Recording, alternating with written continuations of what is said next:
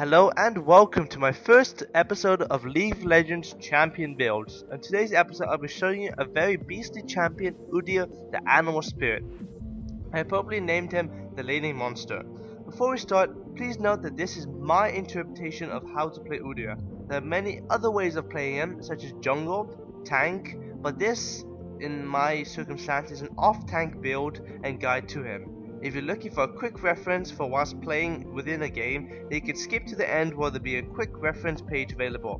To start off, we can identify Udyr's pros and cons. Udyr by itself is quite tanky, meaning he can take a lot of damage and still sustain a lane. He also has a good damage per second output using his tiger stance, and due to his own abilities, he's multifunctional and can be adaptable to many situations. Udyr's turtle stance help with his good survivability skills since he's able to absorb a large chunk of damage. He's also able to escape ganks fairly often. The cons to him is that he's very reliable on being fed. An unfed Udyr will be much less successful than a fed Udyr. He's also a melee only champion except for his area of effect Phoenix stance, and due to his melee only capabilities he can be easily harassed. I also like to provide Udyr with the following runes: the Greater Mark of Desolation, the Greater Seal of Resilience, the Greater Glyph of Warding, and the Greater Quintessence of Desolation. The reason I do this is because it provides greater armor penetration,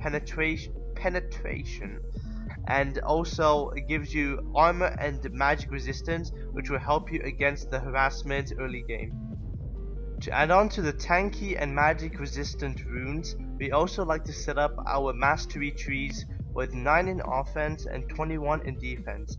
This is also to provide good armor and also provide you with a lot of health, and which will in the end help you sustain your lane much better. The following clip is an example of why I like to build Udyr with tanky runes and tanky masteries.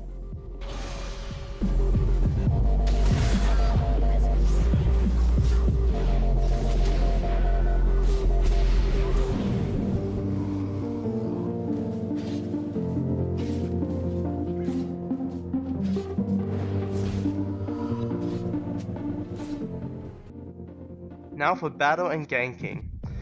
To perform a successful gank using Udyr, you want to first change to your turtle stance, then quickly afterwards change to your bear stance. Whilst in bear stance, you need to run towards your enemy and then attack them once using the bear stance, then quickly switch over to your tiger stance in order to have the most damage output.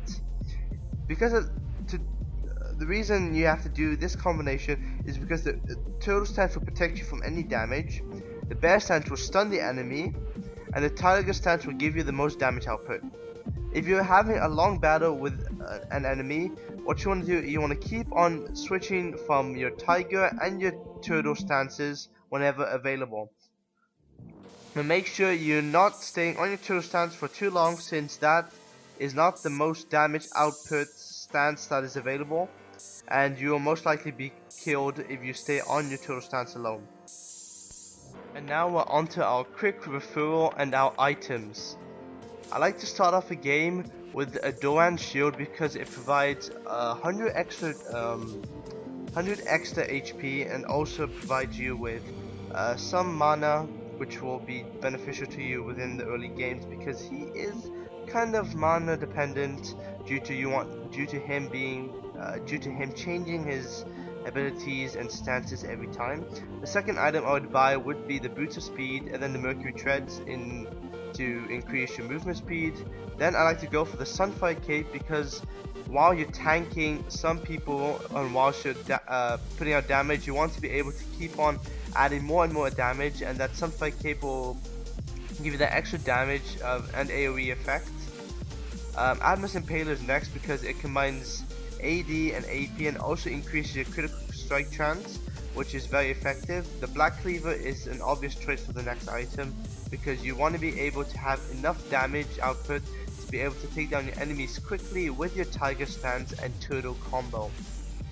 The Giant's Belt and Ruby Crystal are the next items because you want to be able to tank the other team whilst being able to do a lot of damage, So that is the obvious build towards a Warmog's armor. Then you have the Phage, the Sheen, and then the Trinity Force. But please note that the Trinity Force is a situational item and it needs to be bought when you need more AD or AP or attack speed. Its passive makes it useful for ganks and combined with Udyr's Tiger and Bear stand. Thank you very much for watching, and remember, happy hunting.